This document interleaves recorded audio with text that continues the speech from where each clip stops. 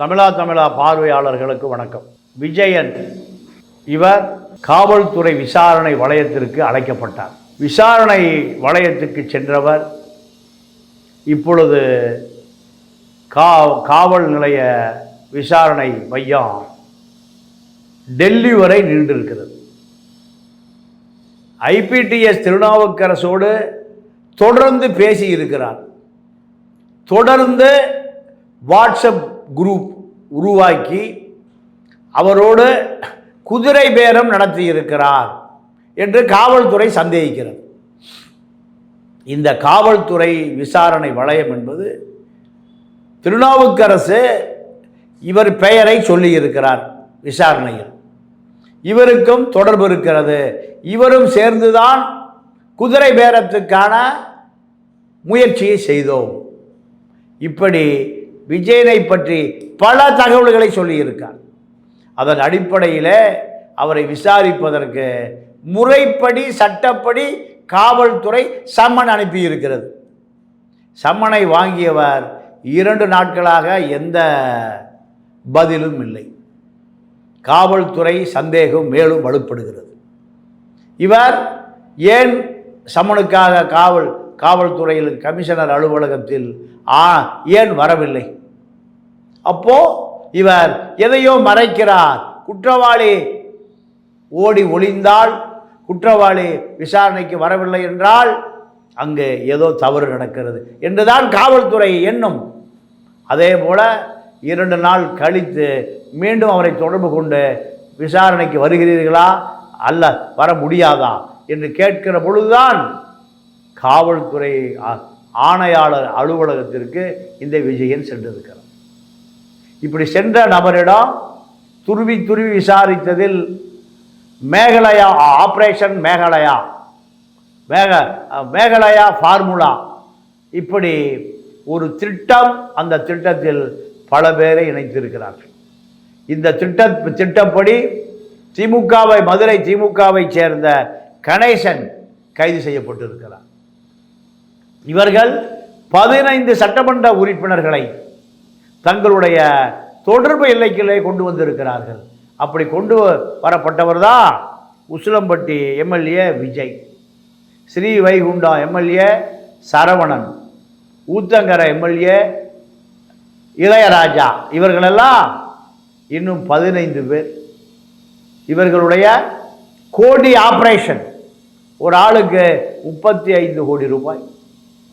இப்படி 15 பேருக்கு ஏறக்குறைய 500 கோடி ரூபாய்.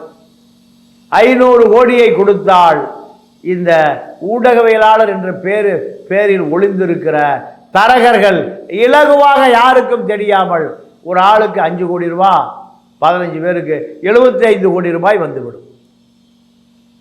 இதை செய்வதற்கு அவன் ஊடகவியலாளர் என்ற போர்வையை தூக்கி வீசிவிட்டு போய்விடுவான்.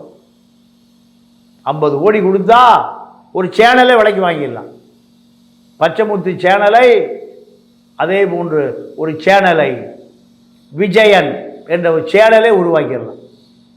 இதற்காக அந்த எம்எல்ஏக்களுடைய குடும்ப சூழல், பொருளாதார சூழல், குடும்ப கட்டுமானம், மனைவி, மகள், மகன், மைத்துனர், உறவினர் யாரிடம் பேசி இவர்களை வலையில் வீழ்த்தலாம். சிலர் மனைவியிடம் பேசி 35 கோடியை காண்பித்தால் மனைவியே 35 கோடியை வாங்கி கொண்டு பொது வாழ்க்கையிலிருந்தே விலகி விடுவார்கள். இப்படியான முயற்சி தான். இந்த முயற்சி அரசியலை விட்டு விலக வேண்டாம். நீங்கள் நம்பிக்கை வாக்கெடுப்பு எடுக்கிற பொழுது 15 வாக்குகளை போடாமல் விட்டுவிடுங்கள். ஆட்சி கவிழ்ந்து போய்விடும். அதோடு நாங்கள் எப்பாடுபட்டாவது ஆட்சி அமைத்து விடுவோம். இல்லை என்றால் மீண்டும் விஜய் ஆட்சி அமைக்க முடியாது. இந்த பழைய வேகம் இப்போ இல்லை. அசலாக்கார் கிளம்பி விட்டார். ஊழலை நடக்க ஆரம்பித்து விட்டது. பழனியில் 100 கோடி ரூபாய் பழனி முருகனுக்கே நாமம். திருவேற்காடில் 300 கோடி ரூபாய் லஞ்சம், 300 கோடி ரூபாய்க்கு பெருமானம் உள்ள இடம் கைமாறப் போகிறது. திருச்சியில் ஒரு காம்ப்ளெக்ஸ். இப்படி பல விஷயங்கள். பெரிய கருப்பன் அமைச்சராக இருந்த பொழுது ஒரு பெண் அமைச்சரவை வீட்டில் இருந்தார். அந்த பெண் ரியல் எஸ்டேட்டுக்காக கோயிலுடைய தங்க நகை அடமானத்தில் இருந்ததை அடமானம் வைத்து ரியல் எஸ்டேட் தொழில் செய்தார்கள். அந்த அம்மா இப்போ இறந்து போச்சு, சாட்சிகள் இருக்கு. இப்படி கோயில் நிலத்தை கொள்ளையடிக்கிற கயவர்கள் கூட்டம்தான் இந்த திராவிட இயக்கம் என்று நாம் நம்பியிருந்தோம். அல்ல, இவர்களும் கோயில் நிலத்தை விற்க ஆரம்பித்து விட்டார்கள். கனிம வள கொள்ளையடிக்க ஆரம்பித்து விட்டார்கள். மது ஆறாக ஓடுகிறது. கொள்ளை கொள்ளை எங்கு திரும்பினாலும் கொள்ளை. இந்த கொள்ளையில் 35 கோடி ரூபாய் ஒரு சட்டமன்ற உறுப்பினர்களுக்கு என்றால் யாரும் அதை மறுக்க மாட்டார்கள்.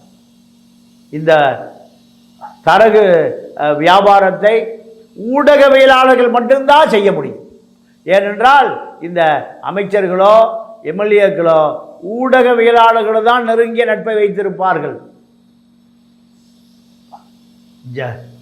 ஜவஹர்லாலுடைய மனிதநேய மக்கள் கட்சி அதிமுகவிலிருந்து திமுகவுக்கு மாறுவதற்கு குதிரை பேரம் நடத்தியவர் நக்கீரன் இணை ஆசிரியர் காமராஜ். அந்த காலத்தில் பலமுறை இளைய செல்வ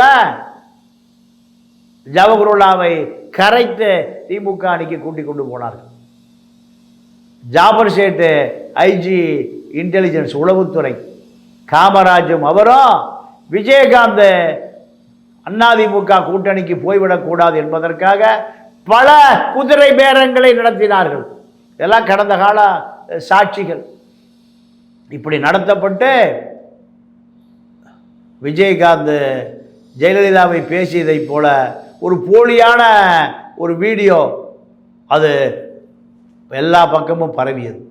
உரிமையில் திட்டுகிறார், ஜெயலலிதாவோடு அவர் கூட்டு சேர்ந்து விடக்கூடாது என்று. விஜயகாந்தனுடைய 7% 10% வாக்குகளுக்காக குதிரை பேரம் நடத்திய ஜாபர் சேட்டும் காமராஜ். இது கடந்த கால அனுபவங்கள். திமுக ஆட்சியில் இருந்த பொழுது அந்த ஆட்சியை கவிழ்த்து விட வேண்டும் என்ற சீதாராம் கேசரி அகில இந்திய காங்கிரஸ் கட்சியினுடைய தலைவர், அவர் அன்றைய திமுக ஆட்சியை கவிழ்ப்பதற்காக ஜெயலலிதா சீதாராம் கேசரிக்கு வீரமணி மூலம் பல கோடிகளை வாரி இறைத்தார். இப்படி பல குதிரை பேரங்கள் தமிழ்நாட்டிலே நடந்திருக்கிறது. இப்போ அரசியல்வாதி தான் குதிரை பேரம் நடத்துவான். ஆனால் இப்பொழுது ஊடகவியலாளர்களே குதிரை பேரம் நடத்துகிறார்கள். இவர்கள்லாம் ஊடகவியலாளர்களா? விஜயனுடைய முதலாளி பச்சைமுத்து சிறையிலே அடைபட்டு கிடந்தார், களி தின்று கொண்டு. காரணம், கல்லூரி மாணவர்களை ஏமாற்றிய வழக்கு. மருத்துவக் கல்லூரி சீட்டுக்களை ஏமாற்றிய வழக்கு. மதன் தப்பி ஓடினார். அவர் தான் வேந்தர் டிவியினுடைய உரிமையாளர். இவர்கள்லாம் ஊடகவியலாளர்களா? 400 கோடி ரூபாய் ஏமாற்றிய வின் டிவி தேவநாதன் ஊடகவியலாளரா? எல்லா குற்றவாளியும் ஒழித்து கொள்ளுகிற இடம் அரசியல். அரசியலுக்கு அடுத்து ஊடகம். இப்படி பல ஊடகங்கள், ஊடகத்தில் இருக்கக்கூடிய தரகர்கள் அத்தனை பேரும் பத்திரிகையாளர் என்று அசிங்கப்பட்டு கிடக்கிறது தமிழ்நாடு. சவுக்கு குண்டச்சடத்தில் அடைபட்டு கிடந்தார். குதிரை பேரம். கிஷோர் சாமி அதிமுகவுக்கு ஆதரவா பாஜகவுக்கு ஆதரவா திமுகவை எதிர்ப்பதே தொழிலாக கொண்டிருந்தவர். அன்பழகன் இறந்து போய்விட்டார். அவர் கார்ப்பரேஷன் அதிகாரிகளை மிரட்டி கோடிகளை குவிப்பார். அவரை குண்ட சட்டத்தில் அடைத்தார்கள். இப்படி பிளாக்மெயிலர்கள் சாட்டை திமுக ஊழலை எதிர்த்து பேசுவாரா? திமுக கொடுத்த 20 கோடி. இதே ஆபரேஷன் குதிரை பேரம், ஆபரேஷன் மேகாலயா ஃபார்முலா, இதை சாட்டை ஒரு வார்த்தையாக பேசுவாரா? திமுகவை எதிர்த்து ஊடகவியலாளரா? காரணம், ஒருவரிடம் பணத்தை வாங்கி கொண்டு அவரை ஆதரிப்பவர் அத்தனை பேர் இங்கே ஊடகவியலாளர்கள் பேரில் இருக்கான். எல்லாம் குதிரை பேரம், குதிரை பேரம். கோடிகள் கொடுத்தால் எந்த பேரத்துக்கும் தயார். இவர்களெல்லாம் ஊடகவியலாளர்கள். சாட்டை அடுத்தவன் மனைவியோடு பத்திரிகையாளர் என்ற போர்வையில் மக்களுக்கு அறிவுரை சொல்லுகிறார். இப்படி இந்த ஊடகம் என்பது சிக்கி சீரழிந்து சின்னாபண்ணப்பட்டு போய் கிடக்கிறது. காங்கிரஸ் ஆட்சியை எப்படி மேகாலயாவில் ஒழித்தார்களோ, அருணாச்சலத்தில் ஒரே எம்எல்ஏ பாஜக எம்எல்ஏ, அங்கு பாஜக ஆட்சி.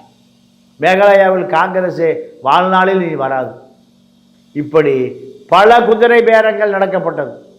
இந்த குதிரை பேரங்கள் இப்பொழுது தமிழ்நாட்டிலே ஆரம்பித்திருக்கிறார்கள். தமிழ்நாட்டில் மிக எளிதாக சட்டமன்ற உறுப்பினர்களையும் கட்சி தலைவர்களையும் மிக எளிதாக சந்திக்கக்கூடிய நபர்கள் இந்த ஊடகத்தில் இருக்கக்கூடிய நபர்கள். இந்த ஊடக அறிமுகத்தை பயன்படுத்தி எப்படியாவது திமுக கொடுக்கிற கோடிகளை, பல கோடிகளை, மூட்டை மூட்டையாக கோடிகளை வாங்கி தன்னுடைய வாழ்க்கையை வசந்தமாக்கி கொள்ள வேண்டும். டெல்லி அதிகாரிகள், அமலாக்கத்துறை அதிகாரிகள், எங்கே வந்தது இந்த 335 கோடி? இது 10 பேருக்கு 350 கோடி, 15 பேருக்கு 500 கோடி. இந்த பணம் கள்ளப்பணமா நல்ல பணமா, யாரிடமிருந்து வந்தது, எங்கே இருந்து வந்தது என்று இந்த குதிரை பேரத்துக்கான கோப்புகளை ஆணையாளர் அமல்ராஜிடமிருந்து டெல்லி எடுத்து கொண்டு போய் விட்டார்கள். டெல்லியிலிருந்து விசாரணை நீளப்போகிறது. நீளுமா அல்லது அது காலுமா என்று தெரியவில்லை. பல விசாரணை நடக்கவே இல்லை. அதே போலதான் இதுவும். திமுக எப்படியாவது தாவேக ஆட்சியை கவிழ்த்து விட வேண்டும். கவிழ்த்தால் வருகிற உள்ளாட்சி தேர்தலோடு ஆட்சியை கவிழ்த்தால் உள்ளாட்சி தேர்தலுக்கு முன்பு ஆட்சியை கவிழ்த்து விட வேண்டும். காரணம், உள்ளாட்சி தேர்தலில் திமுக தனித்து நின்றால் மானம் கெட்டு போய்விடும். தலையை தூக்கவே முடியாது. அந்த பகுதியில் திமுக ஒளிந்து போய்விடும். ஆதலால் உள்ளாட்சி தேர்தல் நடப்பதற்கு முன்பே ஆட்சியை கலைத்து விட்டால் தாவேகாவை மிக எளிதாக எதிர்கொள்ளலாம். அதிகாரத்தை வைத்துக் கொண்டிருக்கிற பொழுது எதிர்கொள்ள முடியாது. ஆகையால் ஆட்சி கவிழ்ப்பை நடத்தியே தீர வேண்டும் என்று திமுக கங்கணம் கட்டி கொண்டிருக்கிறது. திமுக இது கைவந்த கலை. ஜெயலலிதாவும் வாஜ்பாய் அரசும் 98 ஆட்சிக்கு வாபஸ் வாங்கிய பிறகு, ஆட்சி கவிழ்த்த பிறகு பாஜகவை தூக்கி பிடித்தவர் தான் கருணாநிதி. காரணம், பெரியார் என்று பேச்சுக்கு 300 தரம் பெரியாரை ஒழிப்பதற்காகவே பயன்படுத்துகிற கயவன் தான் கருணாநிதி. இப்போ கருணாநிதியுடைய பேரன்கள் பலாயிரம் கோடி திருடி வச்சிருக்கான். மக்கள் சொத்தை கொள்ளையடிச்சு வச்சிருக்கான். இந்த கொள்ளையை வைத்து ஆட்சியை கொள்ளை போக வைக்க வேண்டும். விஜய் ஆட்சியை கவிழ்த்து விட வேண்டும். அப்படி கவிழ்த்தால் மீண்டும் விஜய் ஆட்சி வர முடியாது. வராமல் போனால் எப்படியாவது திமுக மேகாலயா ஃபார்முலா, ஆப்ரேஷன் மேகாலயா 2 சீட்டை வைத்திருந்தாலும் சரி, விஜய் வராமல் அதிமுக வந்தாலும் சரி, காங்கிரஸ் கம்யூனிஸ்டுகளை கூட்டணி சேர்த்துக்கொண்டு யார் ஆட்சிக்கு வந்தாலும் சரி, தாவேகா ஆட்சிக்கு வராமல் பார்த்து கொள்ள வேண்டும். இதுதான். எப்படி ஒரே ஒரு சட்டமன்ற உறுப்பினர்களை வைத்திருந்த பாஜக அருணாச்சலத்தில் ஆட்சியை பிடித்திருக்கிறது. இது ஆப்ரேஷன் மேகாலயா என்பதை விட ஆப்ரேஷன் அருணாச்சலம் என்று பெயரை மாற்றி கொண்டு விடலாம். இந்த குதிரை பேரத்தில் பல பத்திரிகையாளர்கள் கோடிகளுக்கு ஆசைப்பட்டு இதில் சம்பந்தப்பட்டு இருக்கிறார்கள். ஆகையால் விசாரணை வளையம் விரைவுபடுத்தப்பட வேண்டும். கூடிய விரைவில் மக்களுக்கு உண்மையை வெளிக்கொண்டு வர வேண்டும். தமிழ் தேசியவாதிகளே, தமிழர்களே, தமிழ் தேசிய அரசியலை கற்றுக்கொள்ளுங்கள். தமிழர்களுக்கான அரசியலை கற்றுக்கொள்ளுங்கள். சீமானை போன்ற போலி தமிழ் தேசியவாதிகளால் காயடிக்கப்பட்ட தமிழ் தேசியத்தை கற்றுக்கொள்ள விரும்புகிறவர்கள் என்னை பயன்படுத்தி கொள்ளுங்கள். அறை கூட்டம், அரங்கு கூட்டம் அல்லது பொதுக்கூட்டம் எதுவாக இருந்தாலும் சரி, நீங்கள் கேட்கிற கேள்விகளுக்கு பதில் சொல்ல நான் தயாராக இருக்கிறேன். நன்றி, வணக்கம்.